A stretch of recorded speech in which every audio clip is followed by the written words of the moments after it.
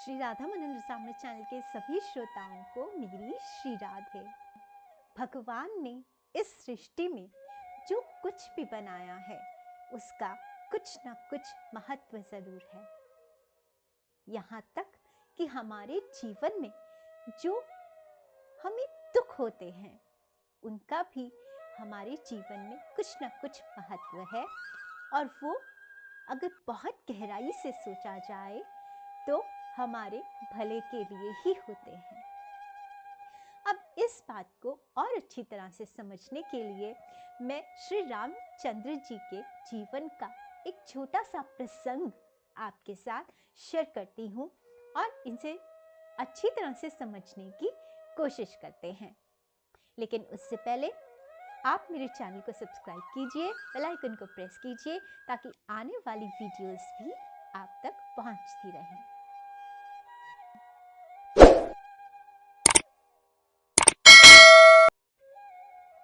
तो श्री राम जी के जीवन की एक ये बहुत ही महत्वपूर्ण और छोटी सी घटना है।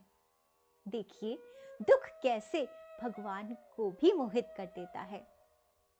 जब श्री रामचंद्र जी की उनका विद्या अध्ययन जो था वो समाप्त हुआ, उनकी पढ़ाई पूरी हो गई, तो वो गुरु के आश्रम से राजमहल में लौट आए और राजमहल में आकर राजा दशरथ जी से उन्होंने तीर्थ यात्रा करने जाने की अनुमति मांगी।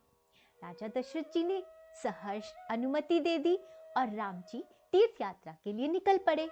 लेकिन राजकुमार पहली बारी तीर्थ यात्रा पर गए थे और तीर्थ यात्रा में उन्होंने क्या देखा?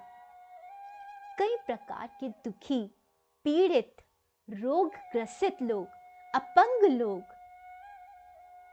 बहुत सारे दुखी लोग देखे जो उन्होंने पहले कभी नहीं देखे थे।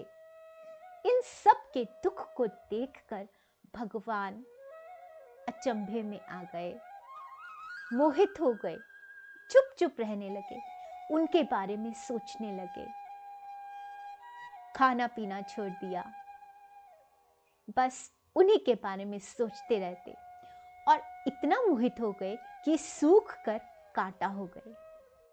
श्री राम के हृदय में उन सब दुखियों के प्रति अपार करुणा उमड़ती जा रही थी। वो अपने राजभोग से उदासीन होते जा रहे थे और धीरे धीरे वे राज्य की ओर अग्रसर हो रहे थे। ये वही समय था जब विश्वामित्र जी उन्हें राक्षसों को मारने के लिए राजा दशरथ जी से मांगने आए।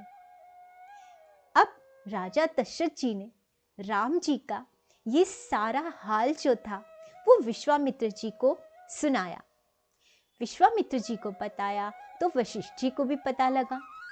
अब दोनों ऋषियों को चिंता हो गई कि ये तो भगवान इस दुनिया में कितने राक्षसों को मारने आए हैं, कितने कामों को साधने आए हैं, और अब अगर वे इस तरह से मोहित होकर वे राज्य की ओर चल पड़ेंगे तो ये सब कामकाज जिसके लिए उन्होंने अवतार लिया है वो तो ऐसे ही रह जाएगा। तब वशिष्ठ जी ने राम जी को ज्ञान दिया और उस मोह से बाहर निकाला, क्योंकि अगर राम जी उस मोह में पड़कर वे राज्य की ओर चल पड़ते तो उन्होंने जिस प्रयोजन से अवतार लिया था रावण आदि राक्षसों के वध के लिए, वो ऐसे का ऐसे ही रह जाता। लेकिन इस अपने कार्य को यहाँ पर भगवान की इच्छा थी कि इतने सारे लोगों का दुख देखने के बाद जो हमारे मन में पीड़ा उत्पन्न होती है, जो दुख उत्पन्न होता है, आप किसी हॉस्पिटल चले जाइए, हॉस्पिटल में इमरजेंसी में चले जाइए या आईसीयू में चले जाइए, आप देखेंगे कि हम जो जरा से सर दर्द पर, जरा से पेट दर्द पर इतने परेशान हो जाते हैं, वहाँ पे कितने कितने कितने सीरियस लोग होते हैं जो इन बड़ी बड़ी बीमारियों से लड़ रहे होते हैं और जिनके आगे हमारा दुख कुछ भी नहीं होता है। लेकिन हमें वैराग्य नहीं होता, हम अभी भी अपने संसारी पद प्रतिष्ठा मान आदि में डूबे हुए हैं, क्योंकि हमारी वैसी स्थिति नहीं हुई कभी। हमने कभी अस्पताल में जाकर ऐसे लोगों को देखा ही नहीं। इतना लोग तड़प रहे होते हैं कि उनकी तड़प को देखकर खुद उनके रिश्तेदार कह रहे होते हैं कि भगवान अब इन्हें शांत कर दो। लेकिन दुनिया में कितने कितने लोग हैं जो अपने पद प्रतिष्ठा यौवन आदि में इतने तल्लीन हैं कि वो इस दुख को देखकर कभी भी उन चीज़ों से वैराग्य में नहीं आते। लेकिन देखो, भगवान का हृदय कितना कोमल है। वो एकदम वैराग्य की ओर जाने लगे। और भगवान में यदि कोई गुण उत्पन्न होता है तो वो असीमित होता है, अनंत होता है।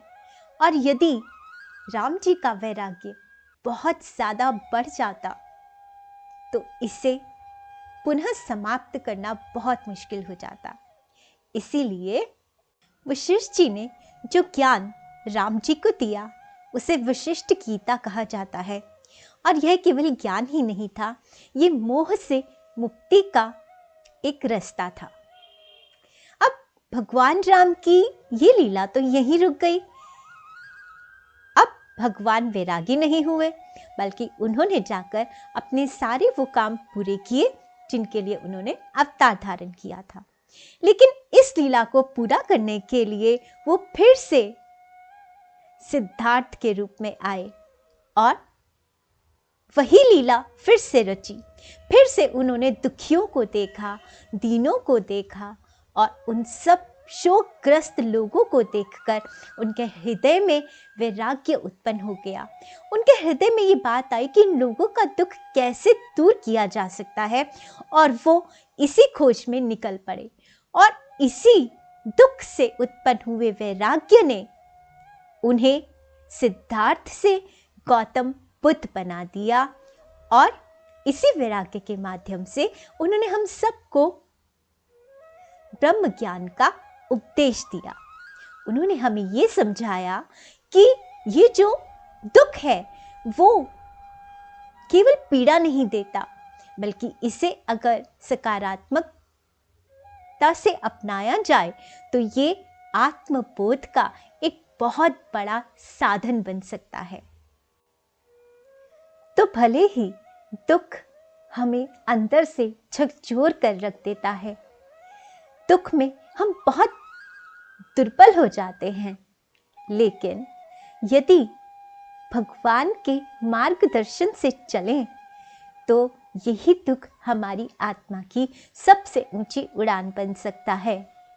यह मनुष्य के लिए वो अनुभव बन सकता है जो उसे वैराग्य की ओर ले जाए, और वैराग्य उसे ब्रह्म ज्ञान की ओर ले जाता है। लेकिन इन सब में एक बहुत ही मज़ेदार सी बात है कि कहाँ तो हमारे सांवरे श्री राम बन के मर्यादा पुरुषोत्तम बन जाते हैं, कहाँ बाके बिहारी बन के हर मर्यादा को तोड़ देते हैं, और कहाँ बुद्ध बन के वैराग्य के रास्ते पर जाकर ब्रह्म ज्ञान का उपदेश देते हैं। है ना मेरे सांवरे कितने नटखट, कभी कुछ कभी कुछ। तो ऐसे ही प्यारे प्यारे सांवरे की प्यारी प्यारी लीलाओं को, उनके उपदेशों को श्रवण करने के लिए, उनसे जुड़ने के लिए आप मेरे चैनल को सब्सक्राइब कीजिए, बेल आइकन को प्रेस कीजिए ताकि आने वाली वीडियोस भी आप तक पहुंच सके, और हो सके तो इसे औरों से भी शेयर कीजिए। तो मैं आपसे मिलती हूँ अगले किसी वीडियो में ऐसे ही किसी भगवान जी की नटखट लीला के साथ, या किसी संत वाणी के साथ, या किसी भी आध्यात्मिक सूत्र के साथ। तब तक श्री राधे।